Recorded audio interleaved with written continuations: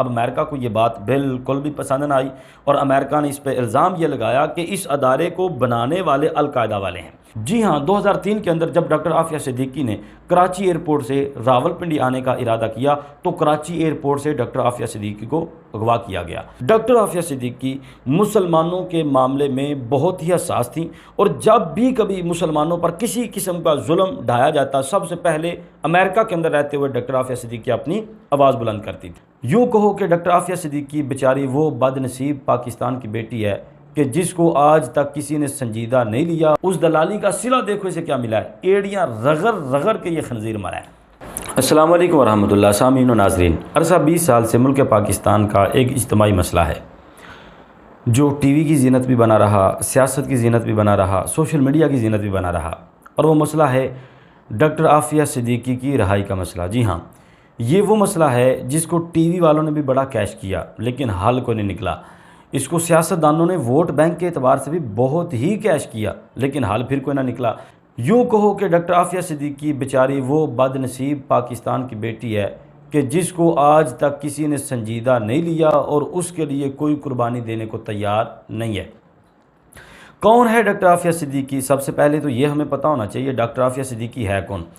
Doctor Aafia Siddiqui 1972 کے اندر پاکستان کے شہر کراچی میں پیدا ہوئیں اور ایک پڑھے لکھے گھرانے کے ساتھ ان کا تعلق تھا، اور 1990 تک جو ابتدائی تعلیم تھی وہ کراچی کے اندر ہی حاصل کی، اور 1990 کے اندر اسٹڈی ویزا اپلائی کیا امریکہ کا اور امریکہ شفٹ ہو گئے۔ امریکہ جا کے اپنی باقی تعلیم کو پورا کیا، وہاں جا کے ماسٹر کیا، وہاں جا کے ایم فل کیا، وہاں جا کے پی ایچ ڈی کی، اور وہاں ہی اپنے علم کے اور اپنی تجربے کا مظاہرہ کیا۔ اور یہ تو تھا ڈاکٹر عافیہ صدیقی کا تعلیمی کیریئر۔ اب اس سے آگے آپ بھی سوچتے ہیں جس طرح میں آج تک یہ سوچتا رہا ہوں کہ یہ جو قید بامشقت کا معاملہ ہے ڈاکٹر عافیہ صدیقی کے ساتھ، یہ کیا معاملہ ہے؟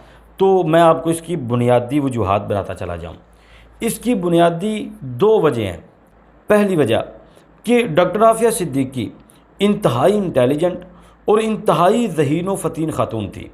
دوسری وجہ ڈاکٹر عافیہ صدیقی مسلمانوں کے معاملے میں بہت ہی حساس تھیں اور جب بھی کبھی مسلمانوں پر کسی قسم کا ظلم ڈھایا جاتا سب سے پہلے امریکہ کے اندر رہتے ہوئے ڈاکٹر عافیہ صدیقی اپنی آواز بلند کرتی تھی۔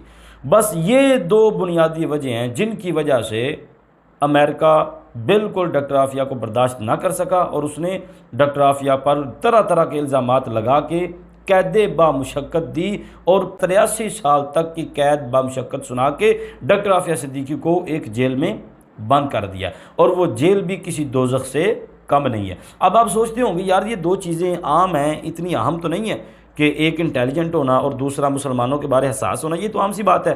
بھائی نہیں، میرے اور آپ کے لیے یہ بڑی عام سی بات ہے لیکن امریکہ کے لیے یہ عام سی بات نہیں ہے۔ سب سے پہلے سوچیں کہ اس وقت بوسنیا کے جو حالات تھے وہ بڑے خراب تھے، تو بوسنیا سے کچھ لوگ ہجرت کر کے امریکہ جا رہے تھے۔ اب امریکہ جب لوگ پہنچتے تھا تو امریکہ کے اندر ڈاکٹر عافیہ صدیقی نے ان لوگوں کے لیے یعنی کہ مہاجرین کے لیے ایک بنیادی ٹرسٹ یعنی کہ ادارہ بنایا ہوا تھا جہاں وہ ان کو بنیادی تعلیم دیتی اور ان کے بنیادی اخراجات اٹھاتی اور ان کو بنیادی طور پہ چھوٹی موٹی رہائش دے کے امریکہ کے اندر رہنے کا ان کا پربند کر دی۔ اب یہ ادارہ مسلمانوں کے لیے خاص بنایا گیا تھا۔ اس کے بعد اس ادارے کا جب دنیا کو پتہ چلا، جس طرح پاکستان کو پتہ چلا، اس طرح الجزائر کو پتہ چلا، اس طرح مطلب کہ یورپین کنٹریز کے اندر مسلمانوں کو پتہ چلا، اس طرح جہاں جہاں بھی مسلمانوں کو پتہ چلا نا کہ امریکہ کے اندر مہاجرین کے لیے یہ ٹرسٹ یہ ادارہ بنایا گیا، تو ہر ملک سے مسلمانوں نے اس ادارے کو ڈونیٹ کرنا شروع کر دیا اور اس ادارے کو ڈونیشن دے کے اس ادارے کو مضبوط بنانا چاہا۔ اب امریکہ کو یہ بات بالکل بھی پسند نہ آئی اور امریکہ نے اس پہ الزام یہ لگایا کہ اس ادارے کو بنانے والے القاعدہ والے ہیں اور اس ادارے میں کام کرنے والے ایجنسیز کے لوگ ہیں۔ بس پہلا یہ اعتراض اور یہ الزام تھا ڈاکٹر عافیہ صدیقی پہ، اور دوسرا doctor Aafia Siddiqui neuro surgeon scientist تھیں اور انتہائی ذہین و فطین۔ ان کے جو جونیئر تھے جو سینئر تھے وہ اس بات کو آج بھی قبول کرتے ہیں کہ ڈاکٹر عافیہ جیسا ذہین فطین شخص ہماری یونیورسٹی میں موجود نہیں تھا۔ تو ڈاکٹر عافیہ صدیقی نے ایک فارمولہ تیار کیا کہ جس فارمولے کے تحت دنیا کے خطرناک ترین ایٹم بم بنائے جا سکتے تھے۔ ٹھیک ہے، جب وہ فارمولہ تیار ہوا تو اس فارمولے کا ڈاکٹر عافیہ کو پتہ تھا، اور ساتھ میں کچھ قریبی لوگ تھے، ان کو صرف اس فارمولے کی تھوڑی تھوڑی بنک تھی، مکمل پتہ نہیں تھا۔ اب جب اس بات کا امریکہ کو پتہ چلا تو ڈاکٹر عافیہ صدیقی نے کیا کیا، امریکہ سے ہجرت کی اور واپس پاکستان آ گئی۔ پاکستان آ کے آپ نے اپنی زندگی گزارنا شروع کی اور آپ نے اپنے والدین کے گھر رہنا شروع کر دیا۔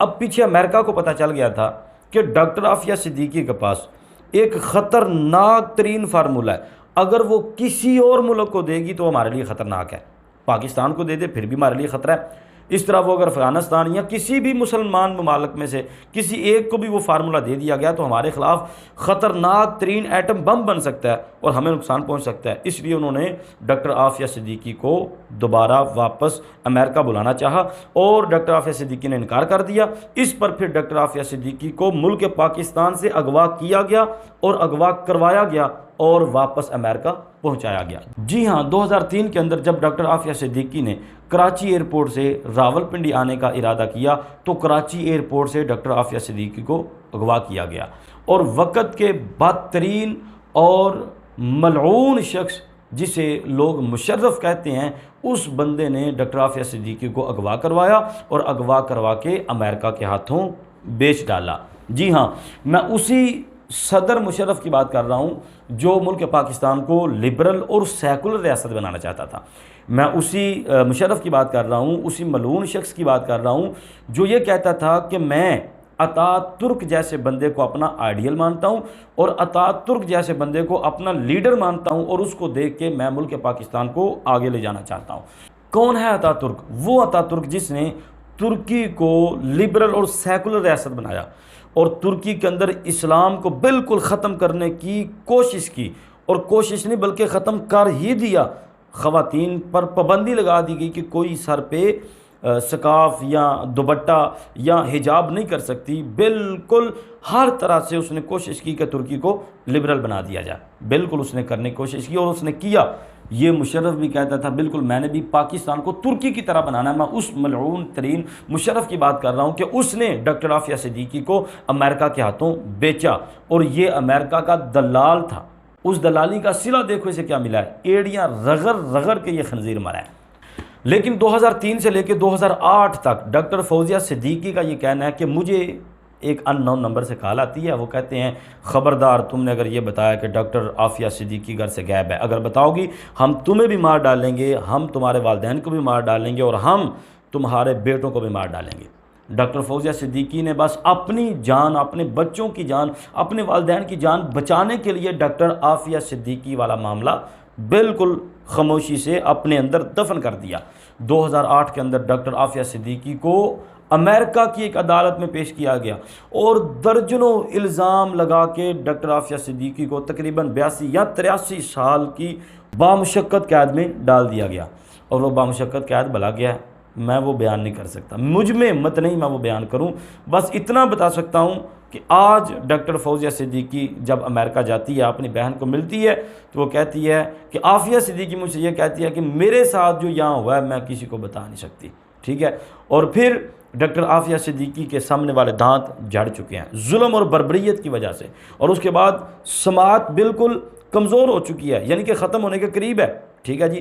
اور اس کے بعد ایک بندہ امریکہ کا رہنے والا جو اسی جیل میں بند تھا جس جیل کے اندر ڈاکٹر عافیہ صدیقی بند تھی، وہ بندہ جب جیل سے رہا ہو کر گیا تو اس نے جا کے یہ بیان دیا، اس نے کہا کہ جیل کی ساری سختیاں میں بھول چکا ہوں، لیکن اس عورت کا چیخنا، چلانا اور دردناک آوازیں نکالنا میں آج بھی نہیں بھولا۔ میں جب بھی سوتا ہوں تو میرے کانوں میں اس عورت کی آوازیں گونجتی ہیں کہ پتہ نہیں کس قدر اس پر ظلم کیا جاتا تھا۔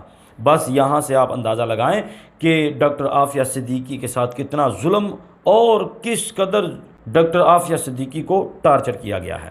لیکن ہمارے ملک پاکستان کے اندر سیاست کی جا رہی ہے، اور بھائی کوئی ایک لے لیں، وہ چاہے کمینہ مشرف تھا، اس نے بھی ڈاکٹر عافیہ صدیقی کو بیچا، ٹھیک ہے۔ اس کے بعد اگر نواز شریف آیا اس نے اس پہ سیاست کی ہے، اس کے بعد اگر عمران خان آیا اس نے بھی اس پہ سیاست کی ہے، یعنی کہ ہمارے ملک پاکستان کے سارے سیاستدانوں نے ڈاکٹر عافیہ صدیقی کے نام پہ سیاست کی ہے۔ ایک خط نہیں لکھا امریکہ کو کہ عافیہ صدیقی واپس دے دو، نہ، اور آج بھی لکھنے کو تیار نہیں ہے۔ بھائی کیوں ڈرتے ہو امریکہ سے؟ ایک خط نہیں لکھ سکتے؟ لیکن بھائی ہم تو کئی دہائیوں سے یہ بات کرتے چلے آ رہے ہیں، یہ سیاستدان نہ آپ کے سگے ہیں، نہ آپ کی سرزمین کے سگے ہیں، نہ آپ کی اولاد کے سگے ہیں۔ ان کا کرنل جوزف آئے، وہ آئے یہاں آ کے ہمارے بندوں کو سرے عام مار کے، نشے کی حالت میں وہ آ کے مار کے قتل کر کے واپس چلا جائے، ہماری ڈاکٹر عافیہ وہاں کی وہیں ہے۔ بات سمجھے نا کہ ان کے لوگ یہاں آتے ہیں، عیاشیاں کرتے ہیں، جانوروں کی طرح ہماری عوام پر گاڑیاں چڑھا کے مار کے ان کو چلے جاتے ہیں، لیکن ہماری ڈاکٹر عافیہ صدیقی جس کا جرم بھی کوئی نہیں، اس کا جرم صرف یہ ہے کہ وہ اسلام پسند ہے، اس کا جرم صرف یہ ہے کہ وہ انٹیلیجنٹ تھی، ذہین و فطین تھی، اس کا یہ جرم ہے۔ اسے کہا جاتا تھا کہ تم امریکہ کے لیے کام کرو، وہ کہتی تھی نہیں میں نے امریکہ کے لیے کام نہیں کرنا، بس یہی اس کا جرم ہے۔ اسی جرم پر آج عافیہ صدیقی کو کئی بلکہ 20 سال ہو چکے ہیں، ہاں جی، وہ امریکہ کی جیل کے اندر سڑ رہی ہے، اور آج بیچاری برا رو کے کیا کہتی ہے اپنی بہن ڈاکٹر فوزیہ صدیقی سے، کہتی ہے میرا بڑا دل کرتا ہے میں ماں کو ملوں۔ اب ڈاکٹر فوزیہ صدیقی پاکستان کے اندر آ کے یہ بات کر رہی ہے کہ میں اپنی بہن کو کیسے بتاؤں، میری ہمت نہیں پڑی میں اسے بتاؤں کہ ماں تو مر چکی ہے۔ میں اسی ڈاکٹر عافیہ صدیقی کی بات کر رہا ہوں۔ ہم سب نے سیاست کی ہے، اس کے نام کو کیش کیا ہے، ہم سب نے اس کے نام کو استعمال کیا ہے، لیکن کسی نے بھی اس کا ساتھ نہیں دیا۔ یاد رکھیں سارے سیاستدان، سارے حکمران اور سیاسی پارٹیوں والے اور ان کے کارکنان، قیامت کے دن ڈاکٹر عافیہ صدیقی کا ہاتھ ہوگا، ہم سب کا گریبان ہوگا، پکڑے جائیں گے، ایسے پکڑے جائیں گے کہ یقین جانے پھر وہاں چھڑوانے والا کوئی نہیں ہوگا۔ خدا کا خوف کھائیں۔ میری حکمرانوں سے گزارش ہے، میری اداروں سے گزارش ہے، خدا کے لیے ڈاکٹر عافیہ صدیقی کے لیے آواز اٹھائیں، ایک خط لکھیں امریکہ کو کہ ہماری بیٹی، ہماری بہن ہمیں واپس دی جائے۔ اور میری گزارش ہے اپنی تمام نوجوان نسل سے اور تمام سوشل ورکر سے کہ خدا کے لیے ہر جگہ اپنی بہن کے لیے، ڈاکٹر عافیہ صدیقی کے لیے آواز اٹھائیں اور اس کو ایک انٹرنیشنل مسئلہ بنا دیں تاکہ امریکہ چھوڑنے پر مجبور ہو جائے، اور اسی زندگی میں ڈاکٹر عافیہ صدیقی ایک مرتبہ پھر اپنی سرزمین کو اور اپنے گھر کو، اپنے بہن بھائیوں کو دیکھ سکے۔ شکریہ۔ السلام علیکم ورحمۃ اللہ۔